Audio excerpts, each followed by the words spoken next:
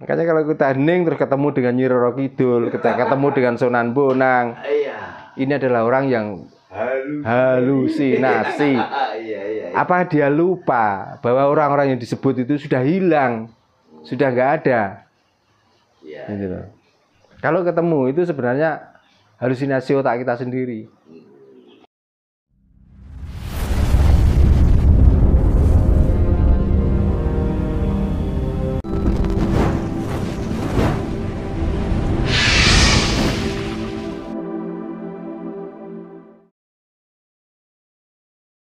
Sebetulnya dengan ngobrol ini kadang-kadang berawal dari suasana hati yang gembira, ya, ngawur ngidul, tapi membicarakan track ke depan itu kadang-kadang muncul loh Pak. Duh. makanya kalau membicarakan tentang wangsit atau wahyu, ya itulah wahyu Pak. Sebenarnya.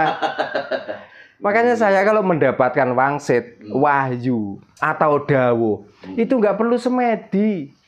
Diskusilah dengan orang yang pada dasarnya, nah, kalau tukang kayu kita harus bicara tentang, atau kalau kita entah paham tentang kayu ya harus bicara dengan tukang kayu. Bicara tentang besi ya bicara, ya ngobrol dengan tukang besi. Jangan dibolak-balik. Kalau dibolak-balik ya bingung nanti. Masalahnya gini, orang begitu ditanya karena tidak ahlinya, jawabnya juga ngawur loh Pak. Itu kebanyakan.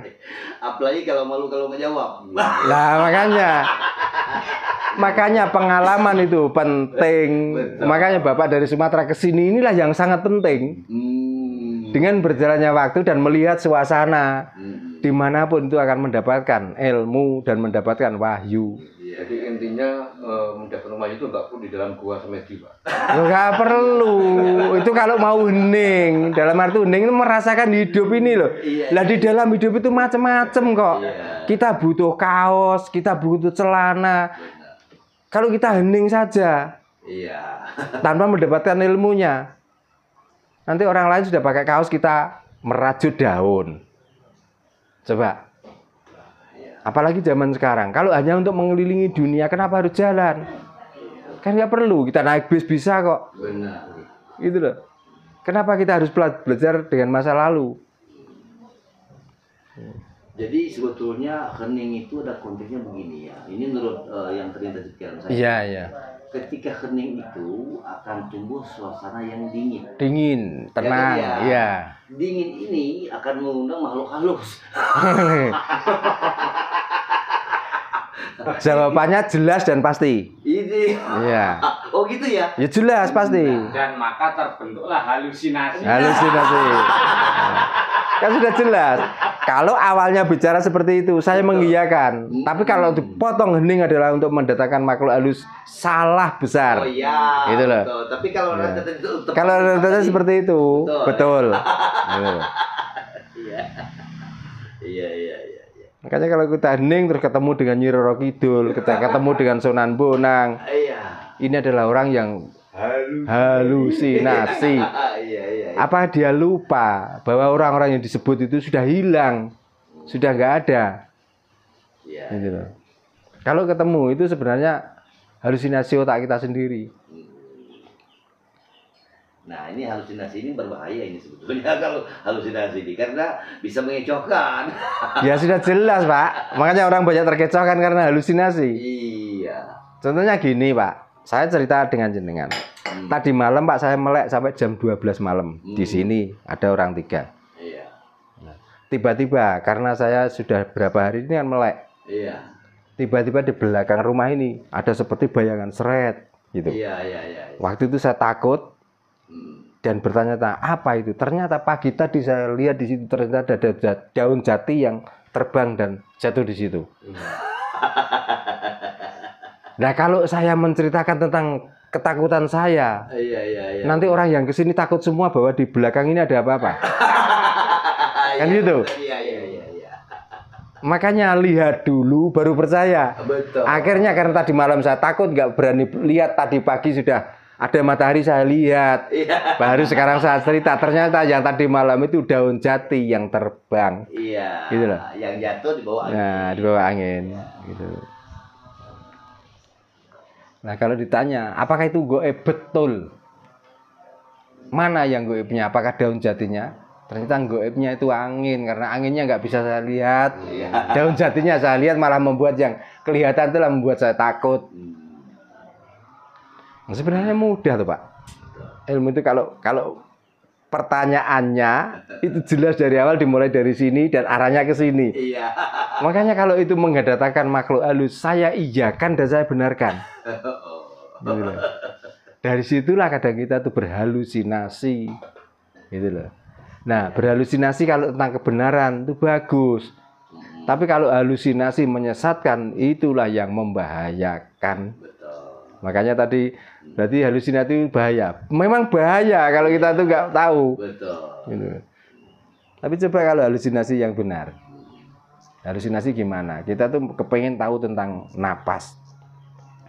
Napas itu kebanyakan dari angin, dan dari angin itu ada oksigen, maka kita bisa hidup. Terus kita mau mewujudkan oksigen dan angin itu bagaimana? Kalau kita gak hening, Iya.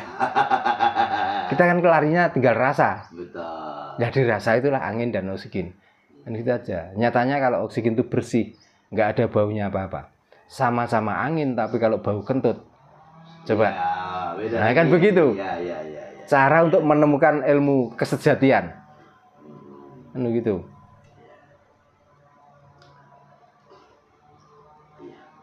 Kita sudah diajari ilmu yang sangat bagus dan sangat luar biasa. Kita tuh masih bingung dalam pencarian terus. Pertanyaannya gini, kalau mencari itu sudah ketemu, kita tuh mau apa? Kira-kira. Coba. Karena menyembah adalah pencarian Tuhan. Nah kalau sudah ketemu, apakah kamu masih mau menyembah, apa kamu mau berhenti? Pertanyaan kan begitu. Iya. Kalau kita nyembah terus, berarti nggak ketemu selamanya. Nyatanya masih kita sembah. Tapi ini kata sembah itu ya, kalau yang saya tangkap ya, karena waktu itu saya sering nonton Layar Tancap Pak. Iya. Sebelum film dimulai, misalnya PT film ini mempersembahkan, kan itu. Jadi yang namanya persembahan itu berarti ada yang disembahkan. Sembah itu berarti ada yang dipersembahkan. Yang diberikan. Nah, yang diberikan. Tentu yang diberikan ini ada bentuknya. Nah pertanyaan gini, pada umumnya bangsa kita di saat menyembah, itukah apa ada yang dipersembahkan atau ada yang disembahkan? Kan sembah rata-rata orang sini itu budaya, Pak. Oh, budaya, kan itu benar. Budaya menyembah, masalahnya di situ. Karena sesuai yang dibicarakan Pak Indra tadi benar. Iya. PT ini mempersembahkan, artinya di situ ada tayangan. Benar, ada tayangan gitu. Nah, yang melihat itulah yang nyembah, artinya menikmati tayangan itu. Benar. Lah sekarang budaya bangsa kita itu menyembah itu loh, bagaimana? Coba, yang saya tanyakan itu. Bukannya gampang untuk menangkal itu semua. Nah, jadi kalau hari ini kita telah satu persatu di antara kalimat-kalimat atau kata-kata hari ini yang biasa kita dengar, ini kayaknya banyak sekali yang arahnya kemana, maksudnya kemana gitu. Ya sembah itu ya otomatis budaya. Ya sudah. Gitu. Cuman budaya itu yang dilakukan, tapi sembah yang sebenarnya nggak pernah menemukan. Makanya dia nggak pernah melihat apa-apa. Gitu loh. Karena dia melakukan budaya sembah itu, tapi sembah yang sebenarnya nggak pernah menemukan. Kalau ada yang mempersembahkan, ya kita tuh melihat. Makanya lihat dulu baru kamu yakin. Jangan yakin dulu. Kamu nggak pernah melihat. Apalagi kita bersaksi, Pak. Ngerti dulu baru percaya. Nah, kan gitu. Ngerti dulu baru percaya. Nah, belum pernah ngerti kok sudah percaya, apalagi berani menjadi saksi. Coba. Lah yang kamu saksikan dulu apa? Kok sudah berani jadi saksi? Saksi itu ya ada tiga. Seperti ada tiga. Satu saksi itu yang melihat. Atau yang bagian dari peristiwa itu. Peristiwa, ya itu saksi ya. Kan begitu. Iya kan itu. Lah bangsa kita, apakah pernah melihat itu? Apakah pernah menjadi pelaku itu? Kok tiba-tiba berani menjadi saksi? Iya.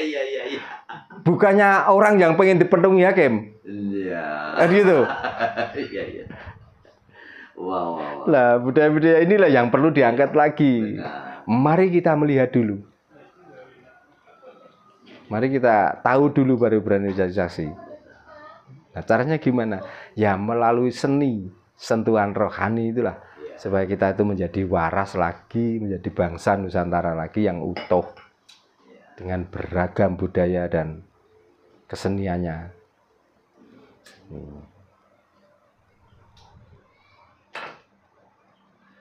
Semoga ya perkumpulan yang pernah kami bentuk tempo lalu itu dengan maaf Pak, saya putus Pak. Ya, saya nggak pernah memakai bahasa semoga masalahnya. Oh gitu ya? Nggak pernah. Oh. Mudah-mudahan semoga itu saya nggak pernah pakai. Harus ya. Harus. Gitu. Maaf ya. Maaf. Ya. Karena kita itu kepengen masalahnya. Kalau mudah-mudahan kalau diberi ya monggo, nggak diberi nggak apa-apa Pak. Sedangkan ini udah kepengen. Ini kepengen banget, harus makanya. Gitu. Iya, jadi perkumpulan yang pernah dibuat tempo lalu itu yang kami beri nama Dewan Seniman Nusantara Indonesia. Iya. Harus menjadi awal kebangkitan bangsa kita. Setuju. Nah, tentang budaya bangsa kita. Kalau mudah-mudahan saya meragukan Pak Indra. Jangan-jangan ini cuman apa ya? Jangan-jangan cuma. Kalau harus mau nanti kesampaian ya monggo. Kalau enggak berarti kita kurang pendukung. Cuman itu aja. Ya karena pilihan kita nggak ada lain Pak. Iya. Karena keadaan kita hari ini tidak ada pilihan selain ada harus itu. Lah iya makanya. Makanya harus. Entah kapan nanti. Iya. Di antara teman sesama anak bangsa ini ya menjadi bagian daripada Dewan Seniman Nusantara tersebut. Ya. Dan itu akan pasti terjadi. Ya, karena gini, dulu zaman bapak kita, nenek kita mungkin sudah menghendaki itu, tapi karena belum terwujud, maka dari kita lah. Ya. Mulai. Kalau kita nggak terwujud, mungkin anak cucu kita. Gitu. Makanya terwujud juga, bahasanya harus, Pak. Sudah terwujud kok. Ya, bahasanya harus, jangan mudah-mudahan. Sudah terwujud. Iya, sudah terwujud. Tinggal action saja, ya, untuk menampilkan budaya-budaya kita, seni-seni kita, kan, bahasa-bahasa kita diulas lagi, kan gitu. Supaya kita itu nggak pakai bahasa celemeran. Dalam arti bahasa celemeran itu bahasa lelucon. Nah, bangsa ini kelihatannya dibangun dari bahasa lelucon. Makanya seperti ini. Jadi dunia ini ya lucu terus ini akhirnya. Udah cukup ya? Oke.